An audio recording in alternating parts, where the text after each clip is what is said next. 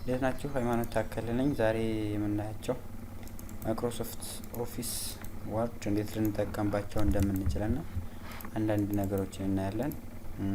ወርድ እንከፍታለን። የመጀመሪያ ወርድ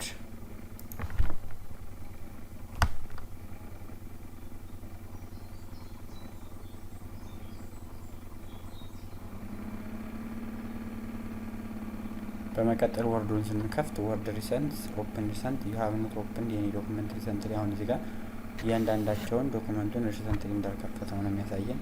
ስለዚህ መጀመሪያ ልክ ኒው ኦፕን ስናደርግ ብላንክ ዶክመንት አጀሰንት ሌተር እያንዳንዱ ቴምፕሌትስ ይመጣልናል ማለት ነው። እነዚህን ቴምፕሌቶች የፈለግነውን እኛ እንመርጣለን ማለት ነው። ኢን አወር ኬስ እዚህ ጋር ያለውን ብላንክ ዶክመንት እንመርጣለን። ከዛ ይኸው ዶክመንት እያንዳንዱን ማየት ስላለብን ማለት ነው። እዚህ ጋር ፋይል ሜምባሩ አለ። እዚህ ጋር ታስክ ባራችን ማለት ነው። ወርድ ታስክ ባራችን እዚህ ጋር አለ። እያንዳንዳቸው ኮምፖነንቶች መቼና እንዴት እንደምንጠቀምባቸው እናያለን ማለት ነው። የመጀመሪያው ፋይል ነው። ፋይል ላይ ብዙ ነገሮች እናያለን። ፕሮቴክሽን ዶክመንት፣ ቼክ ኢሹ፣ ማኔጂንግ ዶክመንት፣ እነዚህን እያንዳንዳቸውን ለምንና እንዴት እንደምንጠቀምባቸው እናያለን ማለት ነው። ፕሮቴክት ዶክመንት ላይ ምን አለ? የመጀመሪያው ዶክመንታችንን ሰርተን ከጨረስን በኋላ ሜክ ማርክ አስ ኤ ፋይናል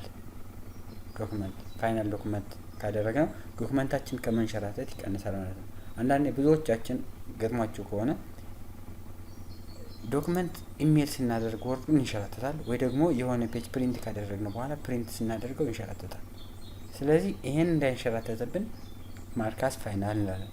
ከዛ ውጭ ደግሞ ዶክመንታችን ፕራይቬሲውን ለማሳደግ for the increment of the privacy of our document we have to encrypt the document with a password በፓስወርድ እናስረዋለን ማለት ነው። ይሄን ደግሞ ፓስወርድ እዚህ ጋር ክሊክ ባደርገው ምን አይነት ፓስወርድ ነው የሚጠቀምልኝ ዶክመንት? ለምሳሌ እኔ የሚጠቀመው ሉክ አንዴ ከሰጠሁት በኋላ ኮንፊርም እንዳደረገው ይጠይቀኛል። ዜን ፓስወርዱ ፕሮቴክት ዶክመንት ይሆናል። ፓስወርድ ኢዝ ሪኳየርድ ቱ ኦፕን ዚስ ዶክመንት ይለናል ዶክመንቱን ስንሰጠው ማለት ነው። ከዛ በመቀጠል ደግሞ ሪስትሪክት አክሰስ ግራንት ፒፕል አክሰስ ዋይል ሪሙቪንግ ዜር አቢሊቲ ቱ ኤዲት ኮፒ ኦር ፕሪንት። አሁን እዚህ ጋር ሪስትሪክት አክሰሱን ሪስትሪክት ማድረግ፣ ይሄ ደግሞ ምን ለማድረግ ነው የሚጠቅመን? ኮፒ እንዳይደረግ፣ ፕሪንት እንዳይደረግ፣ ኤዲት እንዳይደረግ የኛ ስራ ብቻ ነው እንዲቀር የሚያደርግልን ማለት ነው። ሌላኛው አዲንግ የዲጂታል ሲግኒቸርም ለመጨመር እዚህ ፓርት ላይ እናገኘዋለን ማለት ነው። ሌላኛው ቼክ ፎር ዘ ኢሹ ኢንስፔክት ዶክመንት the first one is check the document for hidden properties or personal information. The other one checks accessibility. Check the document for content that people with disability may be find difficult to read. So is the document accessible or not የሚለውን ቼክ ማድረግ አለብን ማለት ነው። ሌላኛው ኮምፓቲቢሊቲ ነው። is the document is compatible with different window versions, Windows 7 or the coming one 11 ይሄንን ቼክ የምናደርግበት ማለት ነው። ሌላኛው ማኔጅ ዶክመንት ነው።